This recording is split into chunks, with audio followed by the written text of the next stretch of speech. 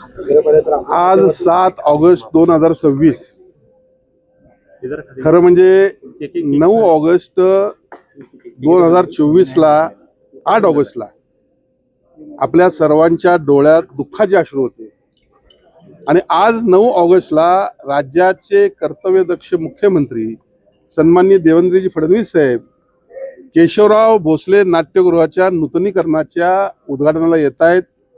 हे आमच्या दृष्टीने अत्यंत महत्त्वाचा दिवस, कारण मला अजूनही आठवतं 8 ऑगस्ट 2024 ला ज्या वेळेला केशवराव भोसले नाट्यगृह जळीतग्रस्त झालं त्यावेळी आयुक्त होत्या आणि लोकप्रतिनिधीपैकी मी पहिल्यांदा त्या ठिकाणी पोहोचलो।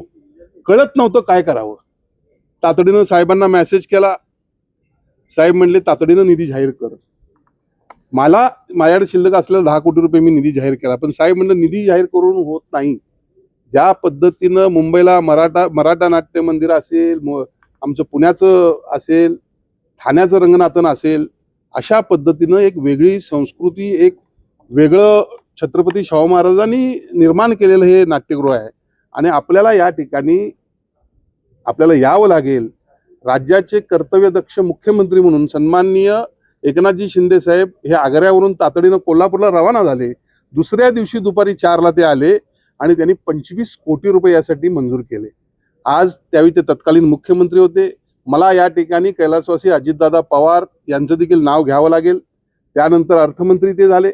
अर्थमंत्री झाल्यानंतर त्यामध्ये नियोजनमधून हे निधी देण्यात आला, त्यामध्ये देखील त्यांचा मोठा वाटा होता आणि सगळ्यात कळस बसवण्याचं जर काम कुणी केलं असेल तर जी काही कामं आज सन्माननीय मुख्यमंत्र्यांच्या उपस्थितीमध्ये 9 ऑगस्टला उद्घाटन होत आहेत त्यामध्ये प्रमुख जे काम आहे ते आपल्या सगळ्या कलाकारांच्या, आपल्या सर्वांच्या रंगकर्मियांच्या ज्या भावना ज्याच्याशी होत्या, हे केशवराव भोसले नाट्यगृहाचं उद्घाटन, त्याचबरोबर छत्रपती शाहू महाराजांच्या समाधीस्थळाचं उद्घाटन, त्यानंतर 19 आणि 21-2000 ला जो पूर कोल्हापूर जिल्ह्यामध्ये आला, हजारो कोटीचं नुकसान झालं, त्यासाठी 3200 कोटीचा पूर नियंत्रण प्रकल्प, त्याचबरोबर हॉकी स्टेडियम, त्याचबरोबर पार्किंगचं काही आहे, अशा अनेक गोष्टी, म्हणजे रंकाळा केवढा सुंदर झालेला आहे। या सगळ्या गोष्टीसाठी सन्माननीय मुख्यमंत्री 9 तारखेला येत आहेत। संपूर्ण महायुतीचे सर्व नेते, कार्यकर्ते, पदाधिकारी, लोकप्रतिनिधी आम्ही सर्वजण त्यांच्या या ठिकाणी दौऱ्यासाठी उत्सुक आहोत, त्यांच्या स्वागतासाठी उत्सुक आहोत।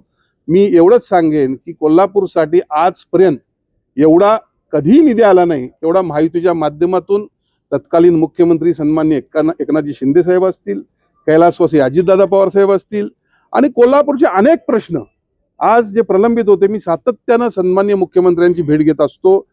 काल रात्री 12:30 ला मला एक जी आर प्राप्त झाला, ज्यासाठी मी 2 वर्ष मंत्रालयाच्या पायऱ्या झिजवल्या। यामध्ये सेवा नियमावली आपली मंजूर झाली आणि जो काही अधिकाऱ्यांच्यावर लोड होता, अधिकारी म्हणजे क्लास 1 टू क्लास 4 जे काही कर्मचारी असतील, अधिकारी असतील, यांच्यामध्ये प्रचंड रिक्त पदं होती। त्यामुळे कोल्हापूर महानगरपालिकेच्या कामावर फार मर्यादा येत होत्या, त्याला मंजुरी काल मिळाली। अशा पद्धतीने KMT कर्मचाऱ्यांची मंजुरी देखील 1-2 दिवसात येईल। अत्यंत चांगल्या पद्धतीनं कोल्हापूर शहरासाठी सन्माननीय मुख्यमंत्री एकनाथजी शिंदे साहेब यांचे निर्णय, देवेंद्र फडणवीस साहेब यांचे निर्णय सध्या सुरू आहेत आणि त्याचबरोबर आपल्याला सांगू इच्छितो की पुढच्या काळामध्ये हद्दवाढ असेल, शक्तीपीठ महामार्ग असेल, हे संपूर्ण कोल्हापूर जिल्ह्याला विकासात पर्यंत घेऊन जाणारे निर्णय त्यांनी घेतलेले आहेत। त्याबद्दल त्यांचं या ठिकाणी करवीरच्या जनतेनं जंगी स्वागत करावं